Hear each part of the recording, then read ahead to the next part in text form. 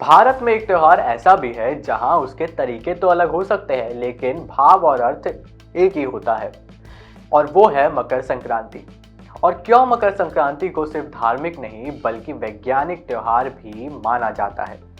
आज की इस वीडियो में हम जानेंगे कि मकर संक्रांति का असली अर्थ, इसके पीछे छिपा धार्मिक और वैज्ञानिक महत्व, भारत में इसे कैसे कैसे मनाया जाता है और तिल गुड़ व पतंगों के पीछे छुपा रहस्य क्या है। अपना टाइम देख रहे हैं आप, साथ आपकी मैं हूं प्रथम दूसिया। मकर संक्रांति आखिर क्या है? मकर संक्रांति एक प्रमुख भारतीय त्योहार है जो हर साल 14 या 15 जनवरी को मनाया जाता है।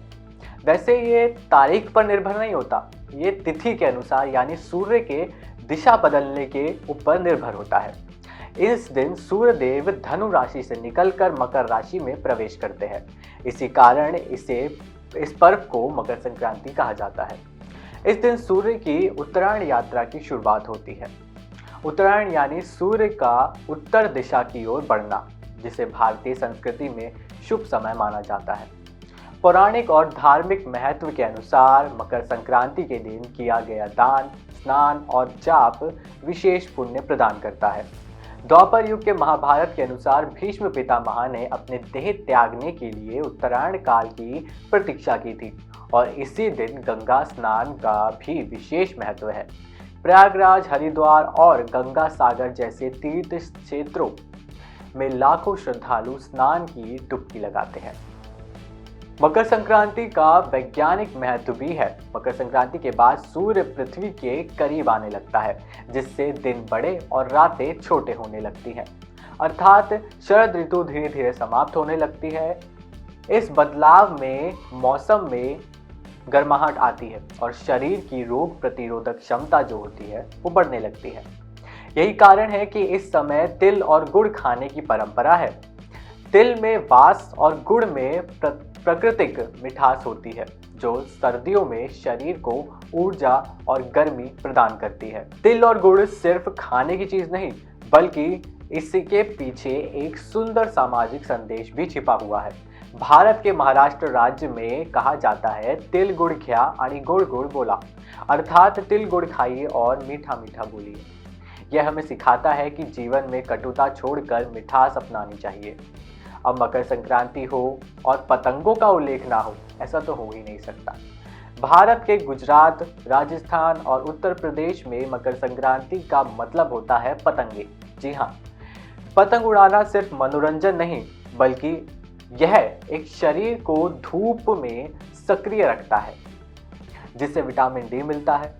इसके अलावा पतंग हमें सिखाती है कि जीवन में ऊंचाई पाने के लिए संतुलन और धैर्य बेहद महत्वपूर्ण होते हैं।